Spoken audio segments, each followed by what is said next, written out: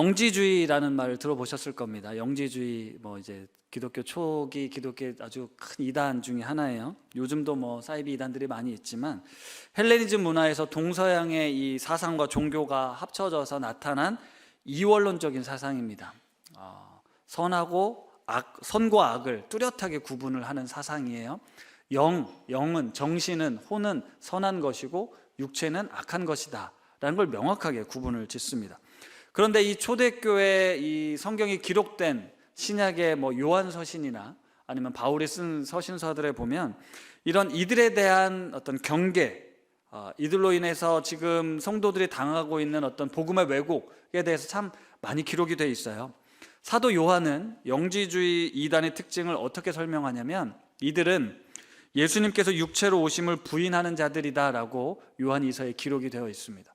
왜냐하면 영지주의 사상에서는 선하신 하나님이 이 더러운 인간의 몸을 입고 오실 수가 없다, 그냥 잠깐 빌려왔다, 그래서 십자가에 달려 죽으신 건 그냥 육체이지만 하나님은 죽지 않으셨다, 이제 이런 얘기를 합니다. 일종의 이제 가연설이라고 하는데 그냥 그렇게 보일 뿐이다 라고 이야기를 하는데요, 이 영지주의 사상이 왜 이렇게 매력적이었는가 이따가 이제 제가 설명해 드리겠지만, 영적인 어떤 특별한 깨달음, 이게 이제 그노시스라고 하는데 지식, 암 이런 쪽에서 나온 이제 이단인데요, 사상인데요, 뭔가 특별한 깨달음을 얻게 되면 그게 이제 구원에 이르는 길이다라고 생각을 했다라는 거예요.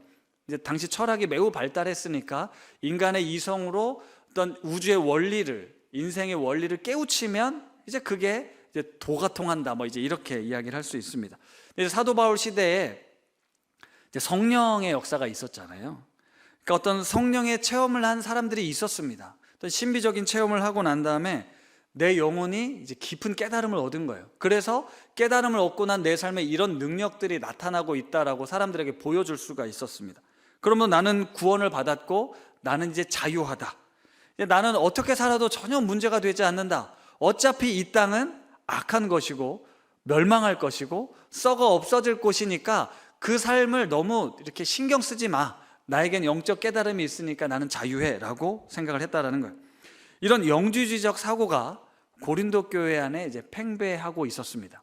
그런 문제들을 오늘 지적할 건데요, 고린도전서 5장과 6장은 이렇게 도덕적이고 윤리적인 문제를 이제 지적을 해요. 특별히 오늘은 음행과 관련된 이야기인데요, 먼저 음행의 문제를 지적하고 또 성도들의 타락한 모습을 이제 이야기하면서 교회 공동체가 거룩해야 된다, 우리 공동체의 거룩함에 대해서 이야기를 합니다.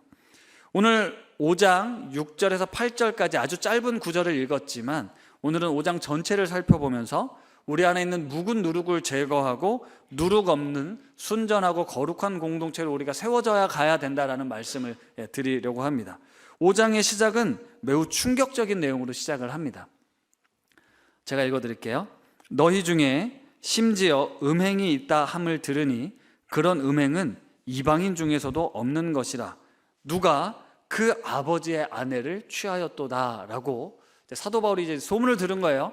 고린도 교회 안에 음행이 있다는 소문을 들었는데 이게 이방인들도 하지 않는 그런 짓을 하고 있다라는 거죠. 아버지의 아내, 엄마라고 하지 않은 걸로 봐서는 이제 계모였던지 아니면 첩이였던지 그런 것 같습니다. 어쨌든 이방인들도 하지 않는 그런 짓을 교회 다니는 누군가가 이런 죄악을 저지른 겁니다. 바울이 이 소식을 듣고 너무 기가 막혔어요. 너무 충격적이지 않습니까? 우리 안에 그런 사람이 혹시 옆에 있다고 생각해 보십시오. 너무 아무리 성문화가 개방적이라 할지라도 아버지의 아내를, 이걸 이제 근친상간이라고 말하는데요, 당시 어떤 성적으로 매우 타락했던 로마의 법에서도 이 근친상간은 아주 강력하게 처벌할 만큼 매우 무거운 죄였습니다. 유대법으로는 말할 것도 없죠. 그런 사람은 돌로 쳐 죽이라고 이야기를 했으니까요. 바울은 이런 사람을 공동체 안에 버젓이 두고 있는 이 고린도 교회를 책망하면서 그를 내쫓으라라고 강력하게 이야기를 하고 있는 거예요. 그런데 사실 이런 본문은 우리에게 되게 어려운 본문이고 또 우리가 설교를 준비하면서도 마음에 어려움이 많았지만 저도 이 말씀을 깊이 묵상하고 또 생각해 보면서 사도 바울이 이 편지를 쓴 건 단순히 그 음행한 사람을 내어쫓지 않아서 너희들 빨리 내어쫓아라, 그런 목적으로 기록된 게 아닐 거라는 생각이 들었어요. 이게 제 성향에서 나오는 해석입니다.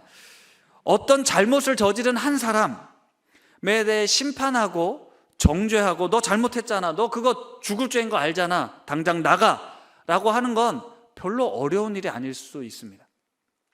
지금도 얼마든지 그렇게 할 수 있어요. 너무나도 명백한 죄악이기 때문에 이런 죄질을 저지른 사람은 우리 공동체에 있을 수 없다라고 내어 쫓을 수 있다는 거죠. 그런데 사도 바울의 목적은 뭐냐면 우리 공동체가 거룩한 공동체가 되기를 원했다라는 거예요. 그래서 그 한 사람을 쫓아냈을 때 우리가 거룩한 공동체가 되냐라면 그렇게 했을 거라는 겁니다. 그런데 그런 목적을 달성하기 위해서 어떤 한 사람을 지목해서 내쫓아낸다고 우리 공동체가 거룩해지냐라는 겁니다. 사실 이건 매우 어려운 일이에요. 우리 그리스도인 공동체 안에서 이런 죄와 관련된 문제들은 참 어렵습니다. 어떤 한 사람을 내어 쫓았다라고 해서 우리 공동체가 바로 거룩해지냐? 그렇지 않더라는 거거든요. 이런 질문을 가지고 오늘 본문 말씀을 읽어보면 아주 작은 잘못이라도 그것이 공동체 전체에 영향을 미칠 수 있다라고 분명히 이야기를 해요. 아주 작은 누룩이 우리 안에 있으면 그게 공동체 전체를 병들게 할 수 있다는 겁니다. 그런데 그 작은 누룩이 아니라 우리가 어떤 명확한 잘못을 저지른 한 사람을 내어 쫓음으로 우리 안에 작은 누룩이 여전히 버젓이 있는데 우리 공동체가 거룩해질 수 있냐라는 거예요. 바울은 그래서 그 잘못을 저지른 한 사람에게 관심을 두는 것이 아니라 그 사람을 방치하고 있는 우리 안에 있는 죄성들, 우리가 그들을 허용하고 있는 우리 안의 죄성들을 주목하라고 이야기를 하는 겁니다. 바울은 교회 공동체에 관심을 두고 있어요. 우리가 누룩 없이 순전함과 진실함의 떡으로 우리 명절을 지키자. 우리가 함께 예배드리는 우리 성도들 한 사람 한 사람이 순전함과 진실함으로 하나님 앞에 예배드리자라고 이야기를 하고 있는 거예요. 예수 그리스도가 우리를 위해 십자가에 달려 죽으신 이유가 무엇입니까? 우리의 모든 죄를 사하기 위해서, 우리의 어떤 옛 습관을 벗어버리고 이제 거듭난 그리스도인으로 새롭게 살아가기 위해 예수님이 십자가에 달려 죽으셨고 부활하셨는데 그것을 받아들인 우리 삶에 왜 옛 습관들, 묵은 누룩들을 여전히 간직하고 있느냐? 그것을 왜 허용하고 있냐? 그것들을 다 제해버려야 된다라고 이야기를 하는 거죠. 도대체 고린도 교회 안에서 왜 이런 일이 벌어졌고 왜 그런 일들을 방치하고 있었는지에 대해서 설명을 해드릴 때 바로 이 영지주의 사상이 들어가는 겁니다. 아버지의 아내를 취한 사람이 소문이 다 났어요. 근데 그 사람이 어떻게 당당하게 이 공동체 안에 있었을 수 있었을까요? 여러 가지 생각을 해볼 수 있습니다. 처음에는 그런 줄 알았어요. 이 고린도 교회가 사실은 대형 교회가 아니라 매우 소수의 사람들이 모였을 거라는 가정교회 중심이었을 거예요. 그러기에 좀 유력한 사람들이 있었습니다. 그러니까 이 사람이 좀 돈도 많고 교회에 영향을 미치는 사람들이어서 이 사람이 우리 교회를 나가면 교회 운영이 안 될까 봐 그냥 누가 뭐 줬다 이렇게 생각을 했었는데요. 이게 영지주의 사상이 이렇게 무섭다라는 걸 알게 됐는데, 아버지의 아내를 취한 사람이 당당할 수 있었던 이유, 2절 말씀을 우리 같이 한번 읽어볼까요? 그리하고도 너희가 오히려 교만하여져서 어찌하여 통한이 여기지 아니하고 그 일 행한 자를 너희 중에서 쫓아내지 아니하였느냐라고, 너희가 교만하게 여기고 통한이 여기지 않았다라는 거예요. 그 사람의 잘못에 대해서 그들이 통한이 이런 일이 있을 수 있어라고 전혀 느끼지 않았다라는 거예요. 그들이 지금 성도들이 영적으로 교만해져 있는 건데요. 이게 참 이상합니다. 분명히 매우 큰 뉴스거리예요. 그렇죠? 매우 큰 사건이거든요. 근데 성도들이 통하디 여기지 않았다라는 거예요. 사도 바울은 이걸 이제 교만함이라고 표현을 썼는데 영지주의적 사고에선 이런 일이 가능하더라고요. 범죄한 그 사람이 오히려 당당해요. 왜냐하면 그 사람이 누군지는 모르겠지만 그 사람은 지금 영지라는 걸 깨달은 거예요. 내가 너희들은 알지 못하는 아주 특별한 체험을 했고 특별한 능력과 깨달음이 내 안에 있다라는 거죠. 나는 최상의 지식을 얻었기 때문에 육체적으로 벌어지는 일들을 전혀 죄책감을 누리지 않는 거예요. 느끼지 않는 거예요. 더 중요한 건 내가 너희들은 알지 못하는 신비한 체험이 있고 신비한 능력이 내 안에 있다라는 거였어요. 그래서 뻔뻔하게 그곳에 있어도 사람들은 어떠냐면, 우리는 이 육체적으로 사는 것도 지금 힘든데 저 사람에게 어떤 신비한 능력이 있는 거예요. 영적인 능력이 있는 거예요. 그 앞에 완전히 지금 납작 엎드린 거라고 볼 수 있는 거죠. 주변 사람들은 그 사람의 깨달음과 신비한 체험 앞에 아무런 소리를 못하는 거예요. 그리고 오히려 더 당당한 거죠. 내가 이런 육체로부터 그 어떤 도덕적 윤리적인 것으로 나는 이미 초월한 사람이다 나는 그것으로부터 나를 그 누구도 정죄할 수 없다. 봐라, 나에게 어떤 신비한 능력이 있지 않냐, 영적인 체험이 있지 않냐, 너희들에게 그런 게 없지만 나에게 이런 게 있다라고 생각을 했다라는 거죠. 사이비 이단 교주들이요, 이 성적인 어떤 타락과 문제들 많이 알지 않습니까? 그런데도 사람들이 추종하죠. 왜 그런지 아십니까? 그 사람은 신이잖아요. 특별한 존재라는 거예요. 그런 사람들에게 있어서 벌어지는 일들은 별로 중요하게 여기지 않는 겁니다. 이게 이런 영지주의적 사고가, 육체적인 삶은 천하고 영적인 어떤 신비한 것은 뛰어나다, 더 능력이 있다라는 생각이 우리 안에 자리 잡혀 있으니까 어차피 우리 모든 인생은 죄된 인생이라서 똑같은 건데 그것보다 더 뛰어넘는 이 사람의 모습을 보고 사람들은 방치, 그냥 내버려 뒀다라는 겁니다. 영지주의적 사고는 여전히 오늘날에도 영향을 미쳐요. 사도 바울은 이런 고린도 성도들에게 이건 자랑할 문제가 아니다. 우리의 몸은 거룩한 하나님의 성전이야. 하나님이 너희 안에 거하시는 거룩한 성전이야. 함부로 다루어서는 안 된다라는 이야기를 하고 있는 거거든요. 그러니까 음행과 관련된 오늘의 이슈는 어떤 개인의 도덕적, 윤리적 타락이 아니라 고린도 교회 안에서 이 잘못 들어온 사상, 거짓 가르침, 복음에 대한 왜곡에 대해서 사도 바울은 이 공동체 잘못을 지적하고 있는 거라는 거예요. 6절 말씀 우리가 읽었지만 이렇게 이야기하죠. 너희가 자랑하는 것은 옳지 않다. 그러니까 고린도 교회는 이 영적인 것은 특별하고 육체적인 것은 천한 것이라고 생각했다라는 거예요.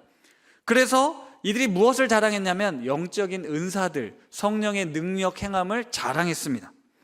성령 체험을 통해 이 교회 고린도 교회 안에 많은 은사들이 나타났다라고 학자들은 이야기해요.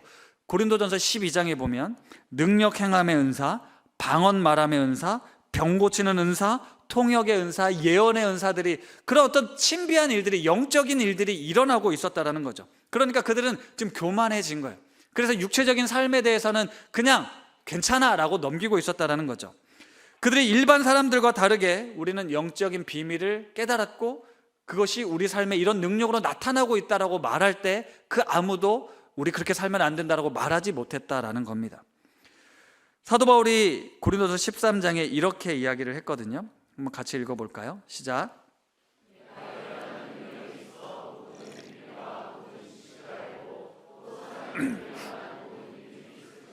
사랑이 없으면 내가 아무것도 아니요. 아주 일부만 발췌해 왔지만 예언하는 능력도 있었고 모든 비밀과 모든 지식을 알았다라는 게 바로 그 노시 있습니다. 모든 비밀과 모든 지식을 깨달은 거예요. 그러면서 영적으로 우월감에 도취되어서 이 땅에서 내 육체가 행하는 모든 타락도 그건 중요하지 않아. 하나님이 내가 이런 깨달음을 주셨기에 나에게 이런 능력을 주신 거 보면 알지라고 이야기를 했다라는 겁니다. 그런데 사랑이 없으면 아무것도 아니라고 사도 바울이 이야기를 하고 있는 거예요. 여러분 안에 은사와 능력이 나타나도 여러분이 사랑으로 살고 있지 않으면 아무것도 아니라는 이야기를 하는 거거든요. 로마서 12장 1절과 2절입니다. 잘 아는 말씀인데 이것도 같이 한번 읽어볼게요. 시작. 너희를 권하노니 너희 몸을 하나님이 기뻐하시는 거룩한 산 제물로 드리라. 이는 너희가 드릴 영적 예배니라. 너희는 이 세대를 본받지 말고 오직 마음을 새롭게 함으로 변화를 받아 하나님의 선하시고 기뻐하시고 온전하신 뜻이 무엇인지 분별하도록 하라. 아멘. 우리가 잘 아는 말씀인데요, 이건 매우 중요한 말씀입니다.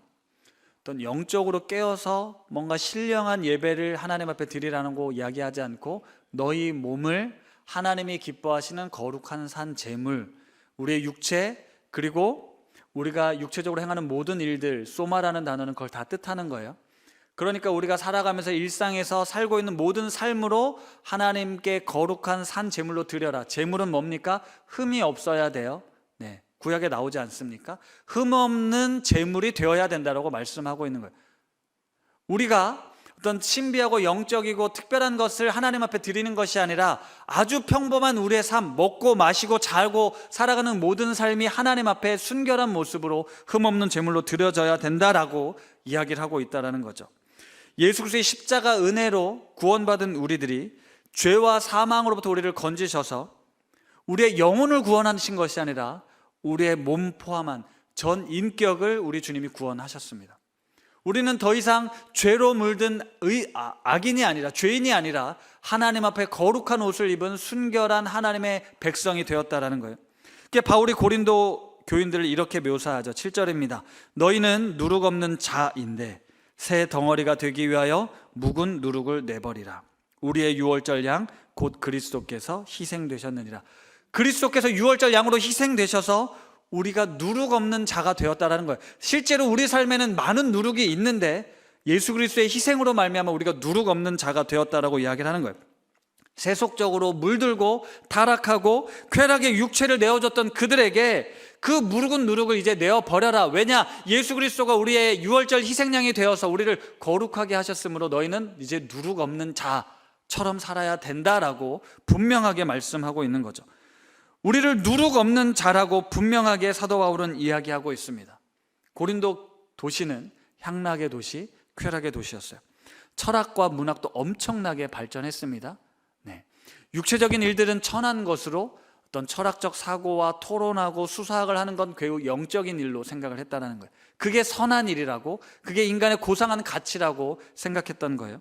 그런 세상 속에 영적인 비밀을 깨닫는 것이 구원에 이르는 길이 아니라 우리의 몸이 하나님 앞에 거룩한 산 제물로 드려져야 된다라고 사도 바울은 이야기를 하는 겁니다. 그런데 그 영지주의적 사고가 그들 안에 들어왔기 때문에 우리가 그것만 깨달으면 이 땅에서 삶은 어떠해도 하나님이 용납하신다, 아니 하나님은 전혀 상관하지 않으신다라고 당당하게 말했다라는 거예요.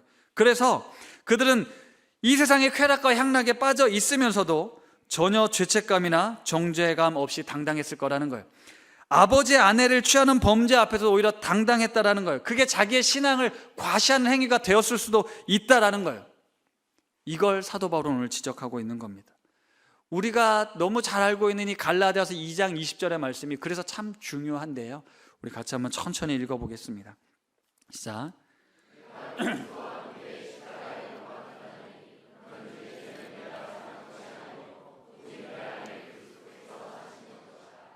이제 내가 육체 가운데 사는 것은 나를 사랑하사 나를 위하여 자기 자신을 버리신 하나님의 아들을 믿는 믿음 안에서 사는 것이라.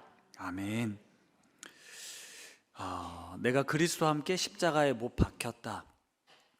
이제는 내가 사는 것이 아니라 내 안에 그리스도께서 사시는 것인데, 그런데 내가 육체 가운데 사는 것은 나를 위해 자기 자신을 버리신 하나님의 아들을 믿는 믿음 안에서 사는 것이다 라는 말씀.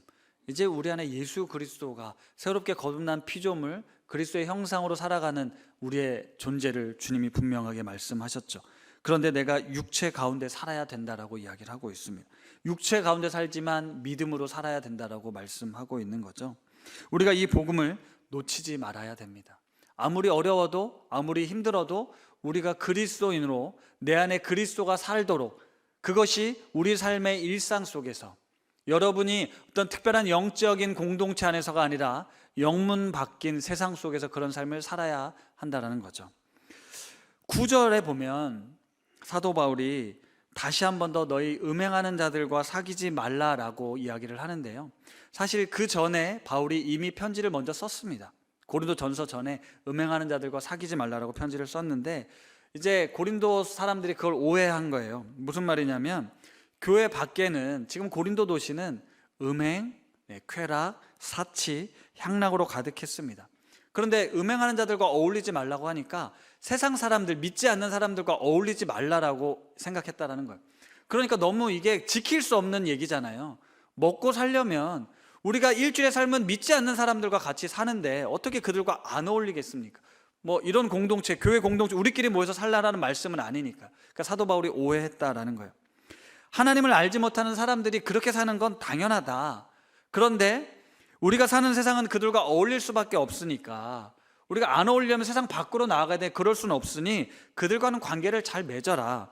그리고 그들을 너희들이 심판하거나 판단하지 말아라. 내가 알아서 할 테니까. 내가 말하는 건 믿지 않는 사람들은 어쩔 수 없더라도 예수 그리스도를 구주로 고백하여 모여있는 이곳, 교회라고 불리우고 있는 여기 그리스도인 성도들은 달라야 된다라고 다시 설명해 주고 있는 거예요.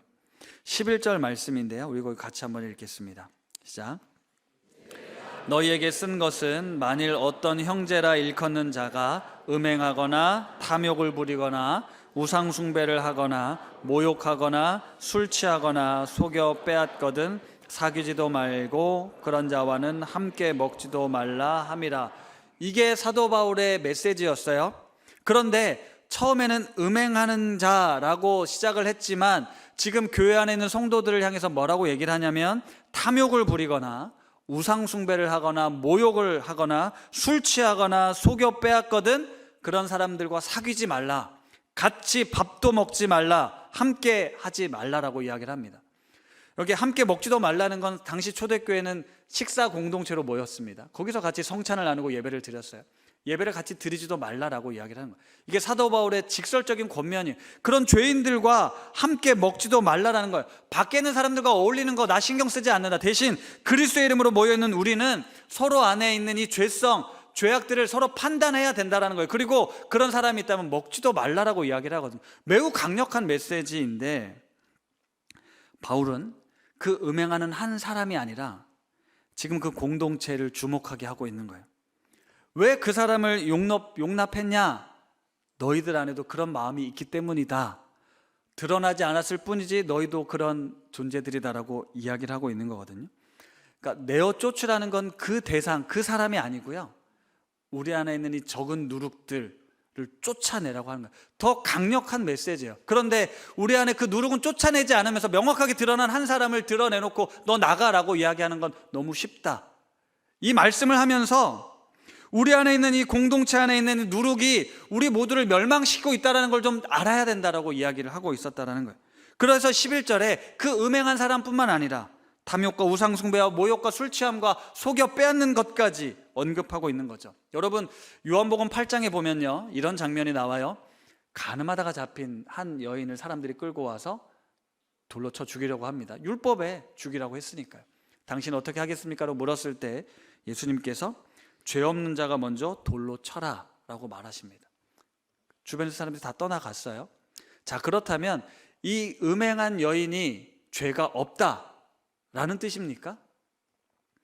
그를 징계하는 것은 율법에 기록되어 있지만 누가 그것을 할 수 있냐? 우리 안에 이런 모습이 있지 않냐? 우리도 똑같은 죄성이 있는데 라는 걸 드러내는 거잖아요. 그러면서 거룩한 공동체를 우리가 거듭나야 된다는 게 예수님의 궁극적인 메시지라는 거예요. 사도 바울도 그런 거거든요. 이 한 사람을 예를 들었지만 사실 그 모습 속에서 우리가 봐야 된다는 거예요. 우리 안에 이런 모습이 있다는 거예요. 공동체 안에 들어와 있는 죄의 위험성이 우리 모두를, 적은 누룩이 우리 모두를 멸망시킬 수 있다는 걸 좀 너희들이 알고 우리가 이 묵은 누룩을 벗어버리고 새로운 공동체가 되어야 한다라는 메시지를 전하고 있다는 거예요. 수많은 주석가들도 이 본문을 이렇게 설명하거든요. 그러니까 내어 쫓으라, 이거 출교입니다. 당시에 출교는 매우 가장 큰 징계였어요. 누군가 죄로 인해서 징계할 때, 특히 그를 교회에서 내쫓을 때 공동체가 함께 기도하고요, 결정하라고 되어 있습니다. 어떤 개인적인 사사로운 감정이 아니라 공동체 모두가 함께 기도하고 결정하라는 거예요. 그런데 그 징계의 목적은 그를 멸망시키기 위함이 아니라는 거예요. 죄를 깨닫고 회개하며 돌이키게 하는 게 목적이라는 거예요. 그 사람을 멸망시키는 것이 아니라 그 사람이 그런 출교를 통해 자기의 죄를 깨닫고 다시 돌아오는 것, 이것이 목적이었다라는 거예요. 근데 참 이게 교회 공동체 안에서 어렵습니다.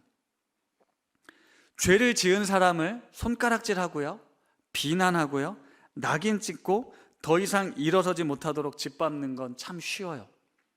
지금 우리 안에 잘 보십시오.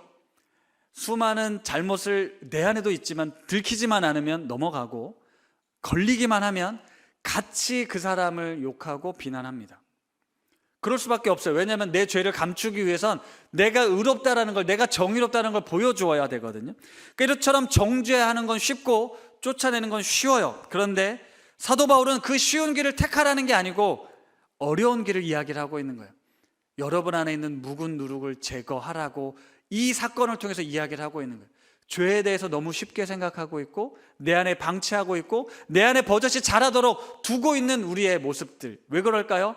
우리가 십자가의 은혜로 너무 값싸게 구원을 받았기 때문입니다. 이게 얼마나 비싼 대가를 치러서 얻은 구원인데 우리가 사는데 아무런 문제 없잖아요. 우리가 죄를 지어도 심판받지 않잖아요. 그러니까 우리도 스스로 타협하고 있고 허용하고 있는 거예요. 그런데 성경에 그렇게 기록되어 있지 않으니 그런 잘못을 하는 사람 걸리기만 해봐라. 그 사람을 쫓아내므로 우리는 거룩한 공동체라고 말하고 있지만 그 속에 하나님이 보시는 그 누룩, 이 공동체를 병들게 하는 누룩이 있다는 걸 사도 바울은 이야기하는 거거든요.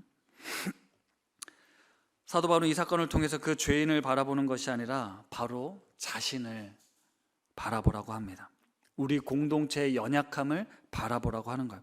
그러면서 그 사건을 통해 우리가 같이 통회하고 아파하며 하나님 앞에 우리 자신을 돌아보라는 말씀이에요. 예수 그리스도의 십자가 복음이 우리에게 어떤 은혜를 베풀었는지 말이죠. 사랑하는 성도 여러분, 바울은요 고린도 교회 안에 여러 가지 문제들이 있다라는 걸 이제 들었습니다. 미숙하고 어리석음들이 있다라는 걸 알았어요. 하지만 그런 모습에도 불구하고 하나님께서 십자가의 능력으로 부활하심으로 이 땅에 교회를 세우시고 성도들을 세우셨을 때 비록 너희들이 살아가는 삶의 치열한 전쟁터에서 너희가 수없이 깨지고 물들고 넘어지지만 내가 십자가를 통해 완성하셨던 이 구원을 내가 반드시 성취할 거다라고 이 성도들을 거룩한 공동체로 만들어 가실 것에 대해서 기대를 저버리지 않았고 그래서 오히려 사랑으로 권면하고 충고하고 있는 겁니다. 고린도전서를 처음 우리가 시작하면서 이런 말씀을 제가 드렸어요. 고린도에 있는 하나님의 교회라는 제목으로 말씀을 전했을 때 고린도전서 1장 2절 말씀이었거든요. 같이 한번 읽어보겠습니다. 시작.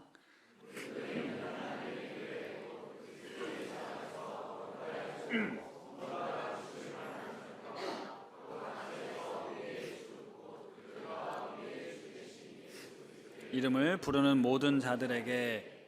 제가 그때 설교를 하면서 사실 고린도 교회에 있었던 이 성도들은 매우 힘이 없었습니다. 게다가 그들의 과거는요 이루 말할 것이 없었어요. 그리고 여전히 예습관을 벗어버리지 못했던 그들에게 사도 바울은 지금 시작부터 고린도에 있는 하나님의 교회, 거룩한 성도라고 불리워지는 자들이라고 설명을 하고 있습니다. 외형은, 겉모습은, 살아가는 모습은 그렇지 않지만 이들 안에 예수 그리스도의 복음으로 말미암아 변화될 하나님의 나라를 꿈꾸며 사도 바울은 예수 그리스도의 십자가의 은혜가 우리 가운데 부어졌을 때 우리를 거룩하여 주고 성도라 부름 받을 것이다 라고 이야기를 하고 있었다는 거예요. 따라서 우리의 지금 현재는 그렇지 못하다 할지라도 우리는 계속해서 그 방향을 향하여 거룩함, 성화를 위해 나아가야 합니다. 거룩하게 성화되기 위해 우리는 무던히도 애써야 하고요, 우리가 애쓴다고 성취할 수 없습니다. 하나님께서 그것을 완성시키셔야 한다는 거예요. 사도 바울이 누룩 없는 자라는 정체성이 우리의 정체성이에요. 그런데 그렇지 못한 내 안에 수많은 누룩들을 발견할 때마다 우리가 절망하는 것이 아니라 내가 그런 존재임을 깨닫고 철저하게 자각하고 다시 십자가의 은혜, 내 안에 예수 그리스도가 살아가도록 끊임없이 몸부림쳐야 한다는 거죠. 그런데 우리 일상을 살아보니 우리는 수없이 내가 예수 믿는 사람이야? 예수 믿는 사람이 이렇게 행동해? 네가 그리스도인이야? 네가 성도야? 네가 장로야? 네가 목사야? 라는 어떤 내 안에 들려지는 소리들이 있지 않습니까? 내 정체성이 과연 맞나? 그리스도인 맞나? 혼돈스러운 때가 있잖아요. 이럴 때 이 영지주의적 가르침이 우리에게 구원을, 기쁨을 주는 거예요. 너가 예수 그리스도를 믿음으로 말미암아 구원 얻었다는 사실, 그것만 붙잡으면 돼. 어차피 이 땅은 썩어 멸망할 거야. 그러니까 그걸로 너무 힘들어하지 마. 그건 어쩔 수 없는 거야. 하지만 내 안에 그 믿음만 있으면, 예수님이 나의 죄를 위해 죽으시고 부활하셨다는 사실을 믿기만 하면, 그리고 그 어떤 영적인 체험만 내 안에 있으면 너는 괜찮아. 육체 안에 갇혀서 지내는 동안 우리는 이렇게 고통스럽고 쾌락에 빠질 수밖에 없어. 그러니 그걸로 더 이상 자책하지 마 라는 이것이 너무 달콤하고 그렇구나라는 가르침에 넘어갈 수밖에 없는 거예요. 그렇지 않다라는 겁니다. 우리 육신을 끊임없이 하나님 앞에서 거룩한 산 제물로 드려야 한다라는 거예요. 실패하고 넘어지더라도 하나님이 우리를 과거에서 현재 그리고 미래까지를 다 지켜보시고 예수 그리스도를 통해 그 구원을 완성하셨기 때문에 우리는 그 거짓 복음에 속아서는 안 되고 우리를 거룩한 존재로 만들어 가실 하나님을 의지하며 이 불가능하다라는 목표를 품고 계속해서 믿음의 공동체를 살아내야 된다는 거죠. 이 복음을 여러분 놓치지 마십시오. 이 땅에서 치열하게 넘어지더라도 괜찮습니다. 그렇다고 해서 방종으로 흘러가지 마십시오. 다시금 거룩한 내 안에 있는 죄성들과 피 흘리기까지 싸우도록 애쓰시기를 바랍니다. 사랑하는 성도 여러분, 말씀을 마무리할게요. 고린도 교회요. 아마 우리가 그 현장에 있었다면 이게 그리스도인의 삶이야라고 생각했을 만한 많은 일들이 있었을 거라는 겁니다. 도저히 용납되지 않는 일들도 있을 수 있었다라는 거죠. 그만큼 보잘것없는 공동체였습니다. 그러나 사도 바울은 그런 잘못을 하나하나 지적하고 비난하고 정죄하기 위해서 이 편지를 쓴 게 아니에요. 그 속에 너희가 어떤 존재인가를 기억하고 다시 그 죄악으로 물든 너희 삶으로부터 거룩한 하나님의 백성으로 돌이켜야 된다라고 이 거룩한 공동체를 세우기 위해 편지를 쓴 겁니다. 오늘날도 마찬가지죠. 우리는요, 내가 마치 의롭게 된 것처럼 착각하고 내 마음 속에서, 내 영혼 속에서, 내 삶 속에서 벌어지는 모든 것들은 감추고 겉으로 드러나는 말과 행실 속에서 마치 내가 의로운 것처럼 착각하며 살아갑니다. 그리고 우리 안에 죄인들, 잘못한 것들은 기가 막히게 지적하고 비난하는 일에 힘쓰죠. 그러나 하나님은 우리의 심령을 감찰하시고 우리의 마음을 아시는 분이십니다. 우리의 몸과 마음, 우리의 영혼을, 전 인격을 구원하기 위해 예수 그리스도가 희생하신 겁니다. 그리고 우리의 부끄러움과 부족함에도 불구하고 우리를 성도라 부르시는, 거룩한 자라 부르시는 주님, 그것이 십자가의 은혜며 능력입니다. 우리 안에 죄의 누룩이 있습니다. 그리고 그 누룩은 우리 공동체를 망하게 합니다. 하지만 순전함과 진실함으로 세워지는 공동체를 우리 주님께서 약속하셨습니다. 고린도 교회에서 벌어지고 있었던 일들을 돌아보면서 내 모습, 또 지금 우리 성도들 안에 벌어지고 있는 여러 가지 모습들을 보면서 내 모습, 그리고 우리 공동체가 순전함과 진실함으로 세워져가는 공동체가 될 수 있도록 더욱 사랑으로 기도하는 우리 성도님들 다 되실 수 있기를 바랍니다.